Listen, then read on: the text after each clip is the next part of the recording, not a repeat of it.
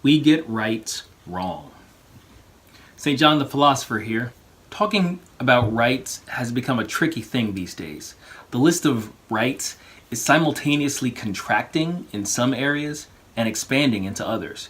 There's quite a bit of confusion about what they are, where they come from, and how they operate that has led us down our current very dangerous road. Let's see if we can do something to fix that.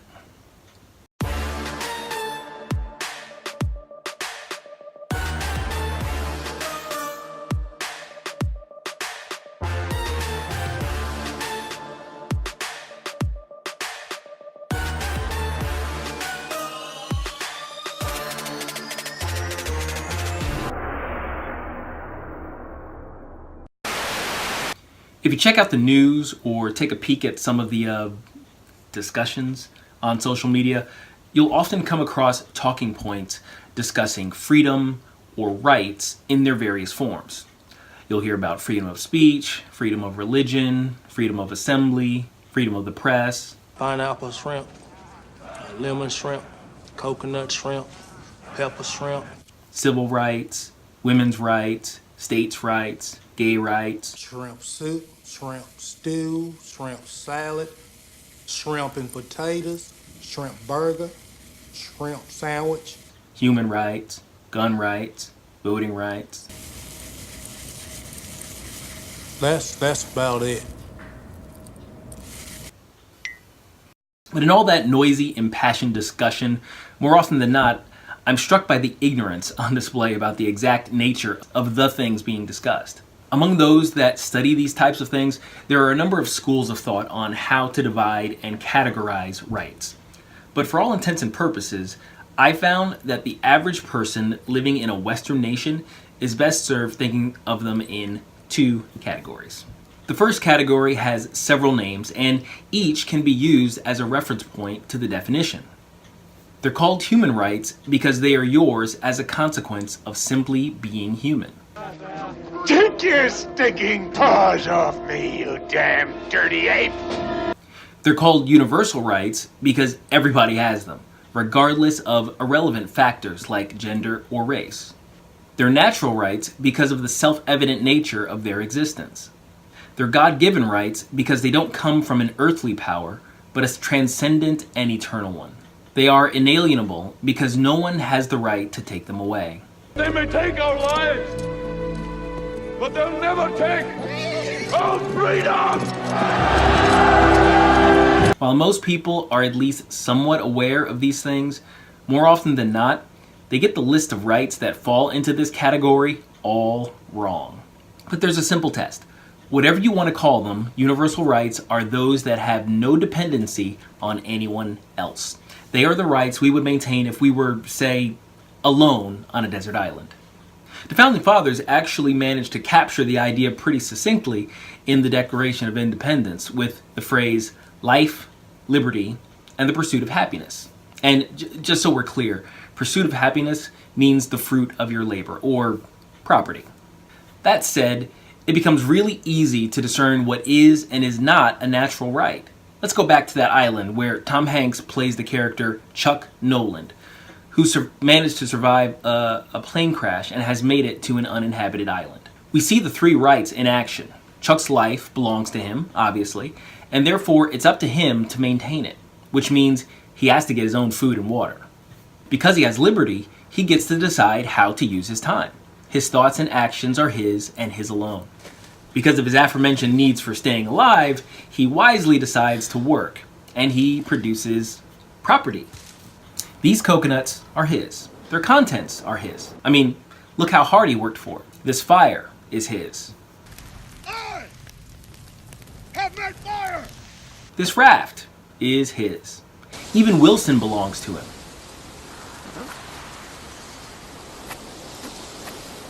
See, this isn't hard stuff. But as I always say, people complicate things. So when you add more people to the scenario, you add caveats. Your liberty says you have a right to throw your fist in a celebratory gesture. But your teammate's right to life, or in this case, the implied right of bodily integrity, is, still a thing. In simple terms, the limits of your rights are at the borders of another person's rights. Said another way, the legitimate exercise of your rights cannot come at the expense of violating another's rights. Say that again. Come on, keep up, SpongeBob. Once more. The legitimate exercise of your rights cannot come at the expense of violating another's rights. Back to the island we go, where now a second person, or even a whole group of people show up. Remember Chuck's pile of coconuts? If someone were to come along and take some of them, are they entitled to keep them? One could argue that they labored just as much gathering the coconuts from Chuck's pile as Chuck did gathering them from the foot of the coconut trees. In a manner of speaking, he worked just as hard. I mean, a guy's gotta eat. And Chuck had so many, clearly more than he needed. Where is the fairness? Why allow Chuck to be so greedy as to not share? Are these arguments starting to sound familiar? Just stop. Those are Chuck's coconuts. Get your own. Civil rights, which are the second of the two big categories, are something else entirely. When you throw enough people into the mix, you arrive at the point of needing a government. Personally and philosophically, I agree with many of the founding fathers in that government itself, while a necessary evil, is still a form of evil. To overstate things just a little. Kneel before Zeus! If everyone behaved logically and morally, respecting each other's rights and generally staying out of each other's way, government would be unnecessary. But because humans are, well, not good, we require social structures that are maintained through force. And make no mistake, the final inherent threat behind all government rules is violence.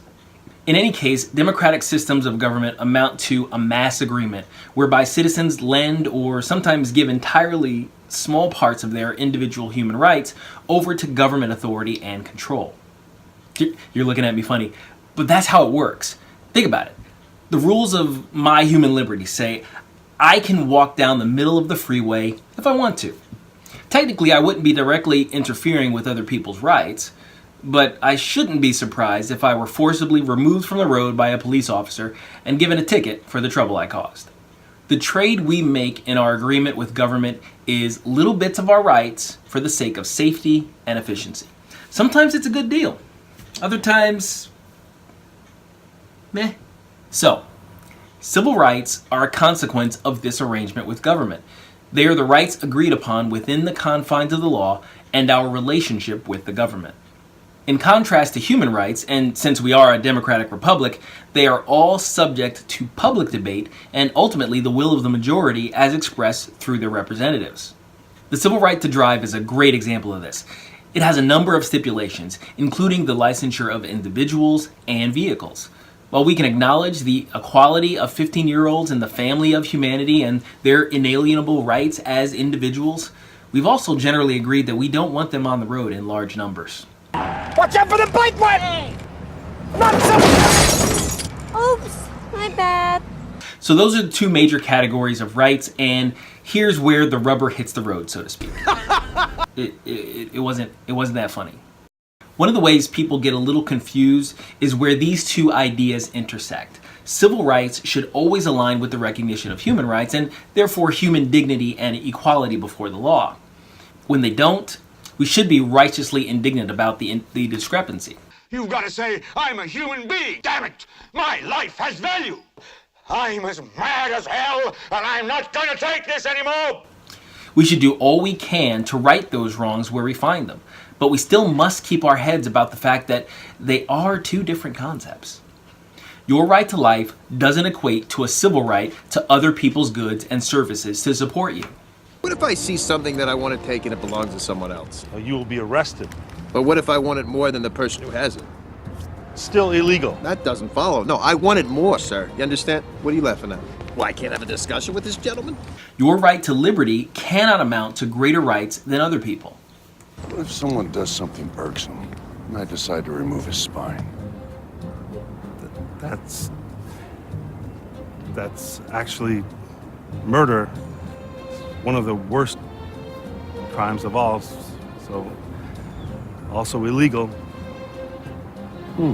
Your right to pursue happiness cannot come at the expense of other people's individual freedom. You can't always get what you want. It's definitely a good thing to have these discussions. There's always room for improvement in the way we do things, how we govern ourselves, and how we order society. The cost of liberty is eternal vigilance, after all. We just need to be knowledgeable and wise enough to make all our changes for the better. So tell me what you thought of this video. What are the major issues we should be dealing with when it comes to human and civil rights? Let me know in the comments. That's all for today. This is St. John the Philosopher. Goodbye, God bless, and I'll see you in another video.